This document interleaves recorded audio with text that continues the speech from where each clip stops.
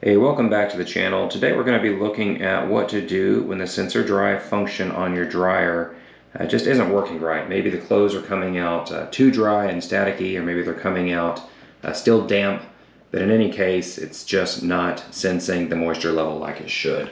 So I'm going to show you where the sensor is at. So it's actually this set of bars right here. It's a very simple component. What you want to do is just clean off those two bars using either alcohol or a white vinegar. I've got some white vinegar on this rag, so I'm just going to wipe these off. And it's really about that simple. Now, this component, it's about as simple of a component as they come. I'll show you from the back what it is we're actually working with here. So this is the back side of it. I've already unplugged my dryer. Obviously taking the back off, observing all the right safety steps. But if you're just getting into this, obviously make sure that your dryer is unplugged. I'll do a separate video showing how to take the back off and how to access these components. So anyway, getting back to it, I'm going to go ahead and take this off just so I can show you how this component works, so you'll understand the simplicity of it. So we'll take off the one screw that holds it in.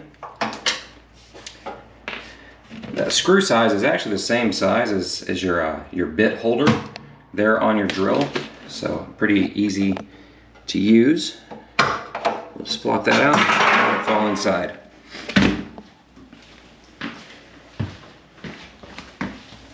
Alright, so here is our sensor.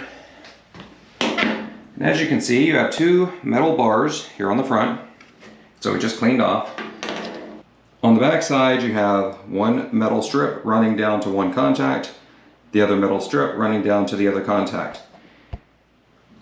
What happens is, as the moisture level in your dryer decreases, the amount of conductivity between the two bars here, less moisture in the air, it sends across less electricity, really about it. There's not a lot that can go wrong on these. If one of these bars happen to get a break in it, or something were to short across them, I'm not really too sure how that could happen. Maybe if something broke on the outside here, which should be able to be seen with just a visual inspection, but there's really not a lot that can go wrong with this component here. So what you most likely need to do, again, just clean off those two bars with some kind of a solvent. Again, white vinegar or alcohol works just fine. If you use dryer sheets, that can cause these bars to get kind of a layer of residue on it to where they don't really sense the way they're supposed to. So very simple to clean, very simple to maintain, and if you happen to need to take it out to replace it, it's pretty easy to get out as well.